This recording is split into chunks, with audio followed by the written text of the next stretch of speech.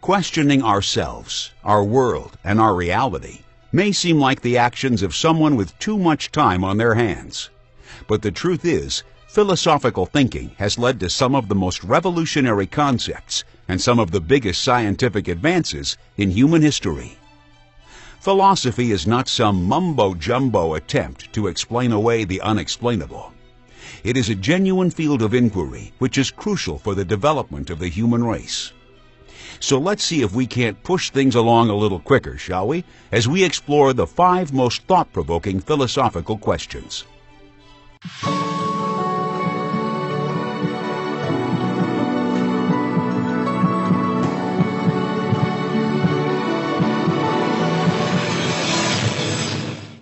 Number 5. What is the meaning of life? Is this question even relevant? Are we capable of exploring such a profound thought when we don't understand what it is asking? The idea of a meaning is pretty vague.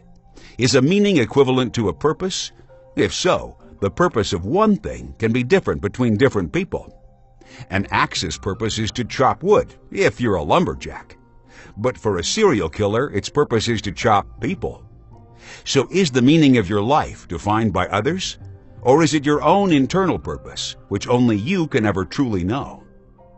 If meaning and purpose are not equivalent, then meaning is something more spiritual, a deep intrinsic significance unique to conscious, aware beings. But is this limited to advanced consciousness? What about my puppy Professor Steve Jungle Guts III? Does his life have meaning? Or are humans the only beings worthy of deriving meaning from their lives? And if so, will we develop a more profound meaning as we develop a higher form of consciousness? This leads us on to the definition of life. When we ask for its meaning, are we referring to everything from microbial life all the way to humans and beyond? If so, this is also pretty difficult, since science is unable to define exactly what life is. There are a few hard and fast rules, of course, but these are frequently rewritten when a new life form comes along to challenge our accepted definitions. The truth is, we don't know the meaning of the word meaning, and we don't know the meaning of the word life. And until we do, the question cannot be answered. Number 4. Who are you? What defines who I am as a person? Am I just the sum total of my behaviors, loosely identified as some kind of personality? Well, if so, then who you are is just the chemical processes which cause these behaviors in response to your animalistic needs. You might be an angry person due to your heightened sense of fear, which harks back to the days we lived in a more hostile environment. You might be a bit of a joker, but then again, this need to make others laugh could be related to your desire for dominance or to release aggressive tension. Every human behavior has a root cause based on our requirements as biological beings. When you add these up, they account for most of what we call a personality. But we know that these behaviors can be changed.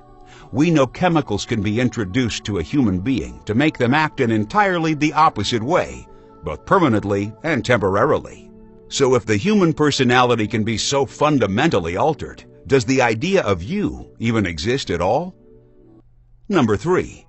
What is the truth? Another temporary and disposable concept is that of truth. In recent years, fake news has passed into our lexicon as a way of describing something reported as true, but which is in fact fake. However, some people use this term to dismiss truths they simply do not like. But while some people would say that certain facts are provable, it can also be said that the only truth you will ever know is the truth you experience yourself. Look at a hot-button issue like global warming. For most of us, our knowledge on the subject is acquired secondhand. Unless you're a scientist, geologist, or some other kind of relevant ist, your education has been derived from the interpretation of evidence by others. The acquisition of knowledge requires trust. You trust the person who passed on this knowledge to not have deceived you. And this goes for both sides of every argument you could ever imagine.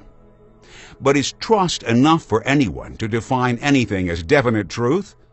In a world where no one is truly objective, can you honestly be comfortable in giving yourself over entirely to someone else's viewpoint? even science doesn't deal in truths. Science deals in best guesses, a consensus of opinion based on the most thorough investigation of the evidence at hand. Solid theories are science's closest attempt at a truth, and these theories change rapidly over time based on new knowledge. So perhaps there is no such thing as truth.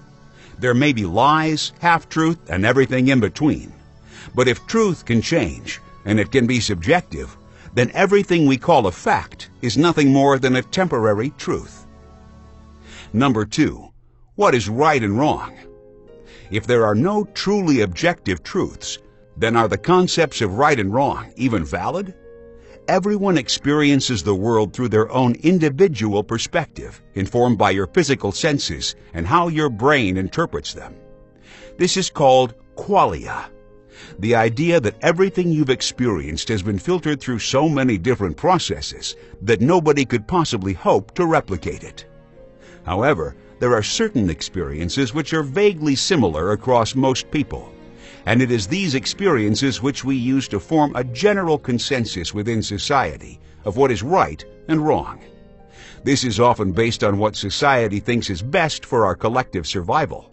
But as with science and truth, these things change over time, as society in general becomes more aware of the experiences of others, and in turn develops new values and ideas. What the majority deems right or wrong today does not dictate its status forever.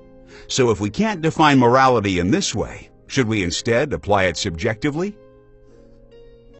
Number 1, am I free? If your actions are determined by your personality, and your personality is merely a set of actions based on your biological needs, then does free will even exist? Are all humans stuck on a single inescapable path from which no being, conscious or otherwise, can ever escape? If free will doesn't exist, then this proves a major stumbling block for our ideas of right and wrong. Because if nobody can control themselves, then nobody is capable of performing acts which are morally right or wrong. Something may be detrimental to society, or it might be harmful to the self, but the lack of free will destroys any idea of a universal notion of good and evil. Now, if free will does exist, and you can do as you please, then this also takes us down another rabbit hole. For example, we all hold our own personal values, but we often stray from them. So is it enough to say that so long as you behave in accordance with your own moral code, you are in the right? Certainly not, because murderers and sexual offenders may be so unhinged that they believe what they're doing to be right. But if your personal beliefs and actions can be affected by your psychological makeup, and this element of yourself is out of your control, even to a small degree, is it your fault if you murder someone when you had no choice in being born with a compulsion to kill? How far down the scale of culpability do we apply this idea?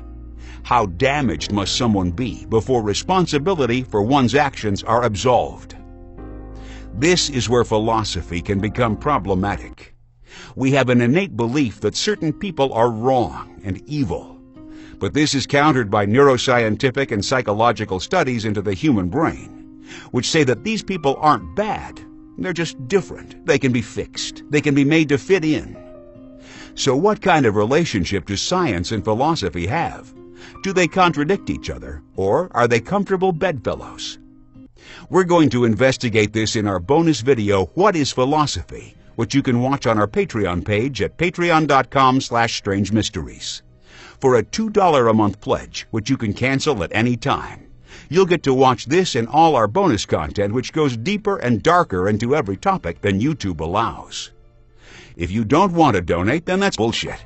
We know you wanted more. Strange Mysteries on YouTube and our Patreon bonus videos weren't enough to quench your search for truth, to give you that sense of awe and wonder again, to go past what you thought was the end, to give you the answers you seek, but which only lead to more questions. That's why we just up the stakes. Chemicals of reality. Reality, consciousness, brains. What else is there? Ask yourself that question. Perhaps that's all there really is, but perhaps everything else is found within a place where these ideas, these things, overlap. Some thing, some place that is undefinable. To many people, altering certain chemicals in their brains produces what they would simply call hallucinations. In fact, what we're going to discuss specifically used to be called the businessman's trip, as one could enjoy it. Come down and put your pants back on in the time it takes to eat lunch. It wasn't taken seriously, well, unless of course you started digging. And some people, including us, did. Already though, to many people, this chemical is special amongst others. Very special. To them it represents something more meaningful and incredible, as if it's the gateway to the next level of consciousness. The ticket to a higher reality barely explored by most humans. It is the entry point to a new reality, visited by only a select few, whose minds have become enlightened through the use of this exotic substance. For this reason, it's commonly referred to as the spirit molecule. But is its reputation as a mystical mind-opener deserved? Or is it, and everything it represents, just a load of bullshit? We look at, investigate, and dive deeply into nearly all available research regarding this question, from nearly every angle feasible. And in the course of doing so, stumble upon unexplainable patterns, correlations, and neurological evidence for a reality existing beyond this one. Watch this hour-long Strange Mysteries premium video, Chemicals of Reality, as well as many more to come, by becoming an elite premium member of our Patreon at patreon.com/strangemysteries.